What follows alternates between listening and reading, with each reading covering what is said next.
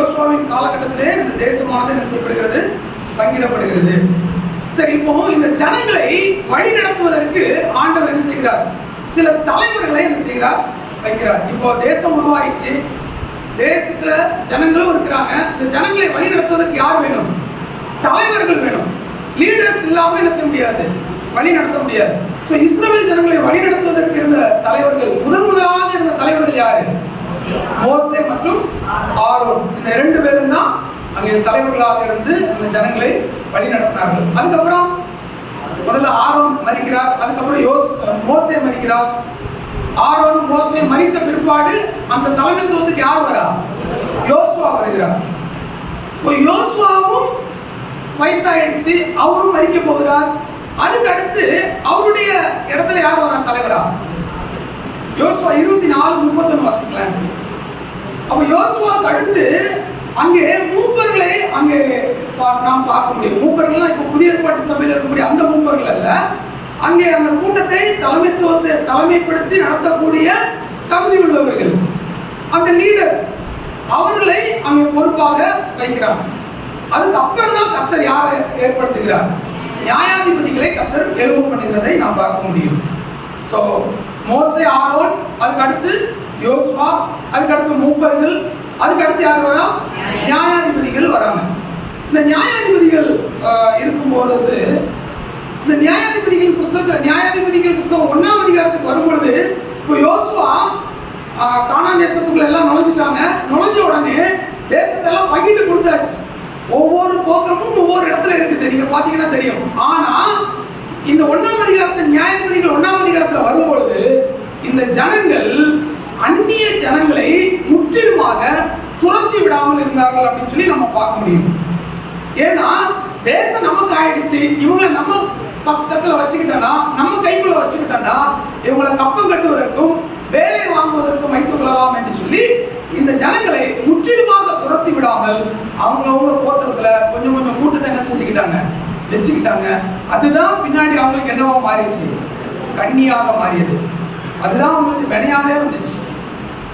முற்றிலுமாய் அழித்து விட சொன்னார். ஆண்டவர் சொன்ன கட்டளை என்ன தெரியுமா, நீங்க கானானுக்குள்ள போகும்போது அந்த ஜாதிகளை முற்றிலுமாய் அழிக்க வேண்டும். ஸ்திரீகள் முதற்கொண்டு குழந்தைகள் முதற்கொண்டு எல்லாவற்றையும் அழித்து விட வேண்டும்.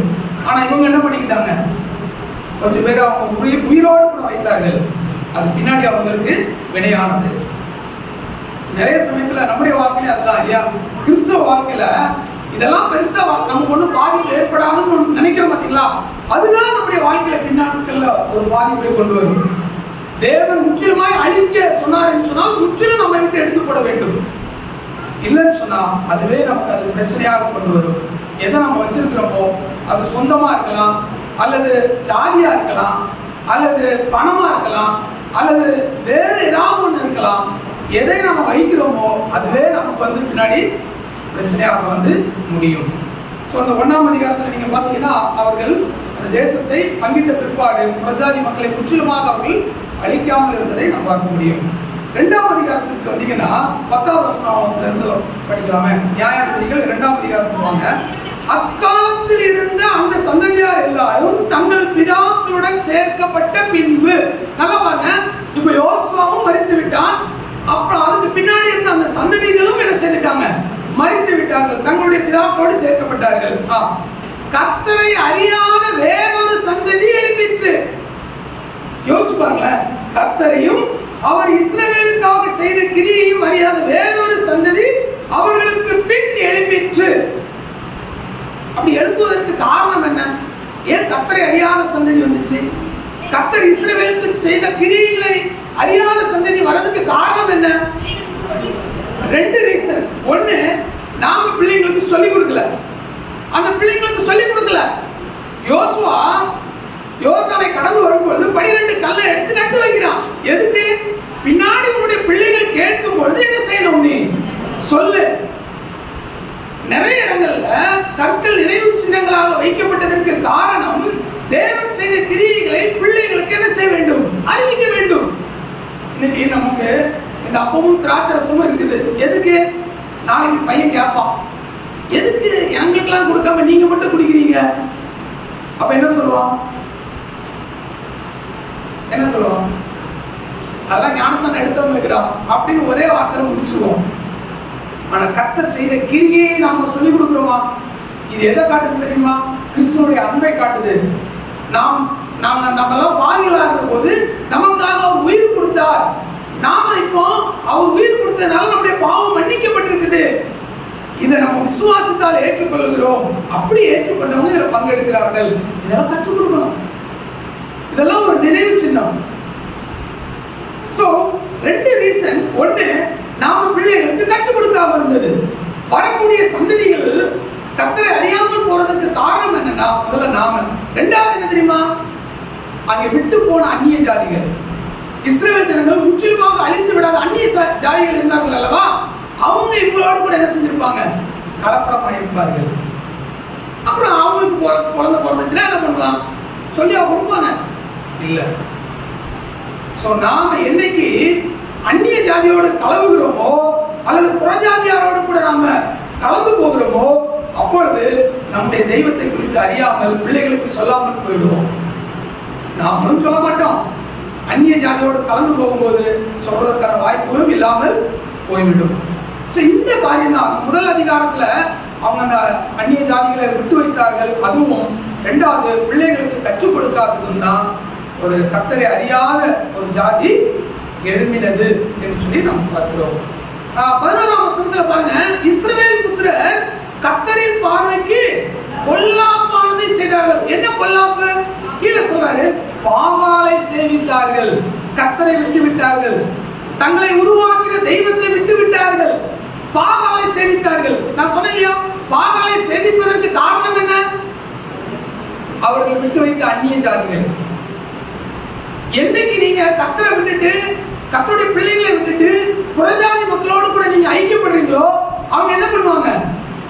அவங்க பக்கத்தை எடுத்துட்டு போவாங்க.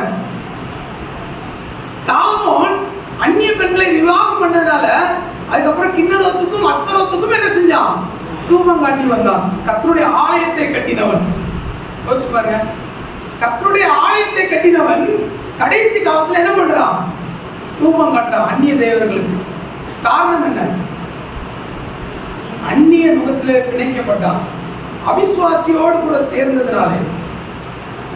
நாம் அந்நியர்களோடு கூட பாகாலை சேவித்து அந்நிய மக்களோடு கூட நாம் இருக்கும் பொழுது நம்முடைய வாழ்க்கை வழுவி போவதற்கான வாய்ப்பு ஏற்படும். அடுத்து பாருங்களேன், 12ஆம் வசனம். இந்த 12, 13 வசனத்துல நம்ம பார்க்கும் பொழுது அவர்கள் கர்த்தரை விட்டு விட்டார்கள், அதற்கு பதிலாக பாகாலையும் அஸ்தரோத்தையும் பணிந்து கொண்டார்கள். பணிந்து கொண்டு அதற்கு என்ன செய்தார்கள்? சேவை செய்தார்கள், சேவித்தார்கள். பாகாலுக்கும் அஸ்தரோத்துக்கும் அங்கே பணிவிடை செய்வதற்கு காரணம் அவர்கள் அந்நிய ஜாதிகளை விட்டு வைத்ததுதான். ஸோ நம்முடைய வாழ்க்கையில ஒரு சின்ன பாவம் நினைச்சு பரவாயில்ல இது ஒன்றும் ஆகாதுன்னு நினைச்சு விட்டு வைக்கிறோமோ அதுதான் நாளைக்கு அது வளர்ந்து நமக்கு பெருசாகி நமக்கு பிரச்சனையை கொண்டு வரும். அதனால் ரொம்ப கவனமா இருக்கணும். இவர்கள் கர்த்தரை அறியாத ஜாதிகள் கர்த்தரை விட்டு விட்டு பாகாலை சேவித்தார்கள், அஸ்தரோத்தை சேவித்தார்கள். நான் இப்படி யோசிக்கிறேன், இந்த அந்நிய ஜாதிகள் இவங்க கர்த்தரை பற்றி அவங்களுடைய பிதாக்கள் சொல்லிக் கொடுக்கல, விட்டுட்டாங்க. இவர்கள் பாகாலையும் அஸ்தரோத்தையும் சேவிப்பதற்கு காரணம் என்ன? அந்த அந்நிய ஜாதிகள் அஸ்தரோத்தை குறித்து பாகாலை குறித்து சொல்லிக் கொடுத்துருப்பாங்க. ஒன்னு சொல்லலைன்னா இன்னொன்று சொல்லிக் கொடுப்பாங்க. நீங்க கர்த்தரை குறித்து சொல்லலைன்னா இவன் ஸ்கூலுக்கு போகும்போது வேற ஒண்ணு கத்துக்கிட்டு வருவான். இன்னைக்கு வசனம் சொல்றதை விட சின்ன சின்ன டயலாக் தான் இன்னைக்கு நிறைய. எப்படிறோம் சில டயலாக்லாம் அப்புறமா அவன் பேசுறதுலாம் தெரிய மாட்டாங்க.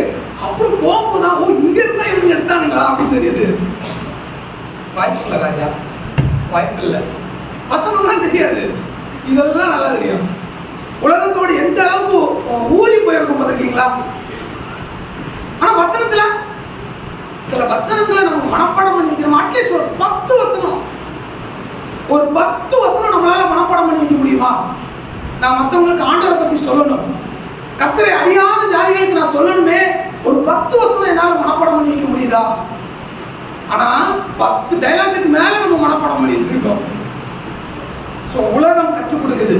பாகாலை குறித்தும் அஸ்தரோத்தை குறித்தும் கற்றுக் கொடுத்ததுனால அவங்க அங்க போயிட்டாங்க, கர்த்தரை விட்டுட்டாங்க. இப்போ ஆண்டவர் என்ன பண்ணுவாரு? நீங்க ஒரு வார்த்தை சொல்லியிருக்கு 12ஆம் வசனத்துல கடைசி பகுதி பாருங்க, கர்த்தருக்கு கோபம் ஊட்டினார்கள். கர்த்தருக்கு கோபம் ஊட்டினார்கள். 14ஆம் வசனம் பாருங்க, அப்பொழுது கர்த்தர் இஸ்ரவேலின் மேல் கோபம் ஊண்டவராகி அவர்கள் போதும் இஸ்ரவேல் ஜனங்கள் கர்த்தரை கோபம் ஊட்டினார்கள். கர்த்தர் இஸ்ரவேல் ஜனங்கள் மீது கோபம் ஊண்டவரானார், கோபப்பட்டார். என்ன நடக்கும் பாருங்க, கோபம் உண்டவராகி அவர்கள் அப்புறம் தங்கள் சத்துருக்களுக்கு முன்பாக நிற்கக்கூடாதபடி கொள்ளையிடுகிற கொள்ளைக்காரர் கையில் அவர்களை ஒப்பு கொடுத்து அவர்களை சுற்றிலும் இருக்கிற அவர்கள் பகைஞரின் கையில் விற்று போட்டார். 15ஆவது வசனம் வாசிக்க, ரொம்ப முக்கியமான வசனம். கர்த்தர் சொல்லியபடியும் கர்த்தர் அவர்களுக்கு ஆணையிட்டு இருந்தபடியும் அவர்கள் போகிற இடமெல்லாம் கர்த்தருடைய கை தீமைக்கென்றே அவர்களுக்கு விரோதமாக இருந்தது, மிகவும் நெருக்கப்பட்டார்கள். ஆண்டவர் கோபப்பட்டு கர்த்தர் என்ன பண்ணுகிறார்? ஒரு கட்டத்துல பகைஞர் கையில ஒப்பு கொடுத்து கர்த்தருடைய கை அவர்கள் மீது நன்மைக்கல்ல தீமைக்காகவே இருந்தது. யோசிச்சு பாருங்களேன், ஆண்டவருடைய கை நமக்கு விரோதமா இருந்துச்சுன்னா எப்படி இருக்கும்? செய்யற காரியமா வாய்க்குமா? வாய்க்காது. அப்படிதான் சொல்றாரு, கர்த்தருடைய கை அவர்களுக்கு விரோதமா இருந்தது. என்னதான் பிள்ளைய அடிச்சாலும் ஒரு கட்டத்துல பிள்ளைங்க மேல நமக்கு என்ன வரும்? அடிச்சிருவோம். அடிச்சுட்டு அப்புறம் என்ன பண்ணுவோம்? நமக்கு மனசு ரொம்ப வலிக்கல, பிள்ளைய அடிச்சுட்டோம். அதே தாங்க ஆண்டவர் கோவப்பட்டாரு, ஓங்கடான்னு சொல்லி துரத்தி விட்டாரு, சிதறம் பண்ணிட்டு அதுக்கப்புறம் ஆண்டவர் சும்மா இருந்தாரா? இப்பதான் அவர் என்ன செய்யறாரு? நியாயாதிபதிகளை எழுப்ப பண்ணினார். ஆண்டவர் சும்மா இல்லைங்க. என்னதான் தப்பு பண்ணாலும் அடி விழும், சமத்தியா விழுந்தான், வலி எடுக்கும். ஆனாலும் என்ன பண்ணுவாரு? நம்ம தூங்கும் போது அப்பாவும் அம்மாவும் என்ன பண்ணுவாங்க? தைலம் போட்டு தேய்ச்சி விடுவாங்க. அடிச்சது யாரு? அவங்க தானே. தைலம் போட்டு தேய்ச்சி விடுறது யாரு? கர்த்தர் நம்மை ஜாதிகளிடத்துல துரத்தி விட்டார். ஆனாலும் நியாயாதிபதிகளை எழுப்ப பண்ணுகிறதை எவ்வளவு அன்பான தெய்வம் இல்ல? அதே சமயத்துல நீதி உள்ளவர். அவர் அன்பா இருக்கிறாருன்னு திரும்ப திரும்ப தப்பு பண்றதுக்கு அல்ல ஆண்டவர் வாய்ப்பு கொடுக்கிறது. தேவன் நம்மை அன்புள்ள ஒரு பக்கம் இருந்தால், ஒரு பக்கத்திலே அவர் நீதி உள்ளவர், கண்டிக்கிறவர். கோபம் கொண்டவராகிறவர்களை கண்டித்தார் என்று சொல்லி பார்க்கிறோம்.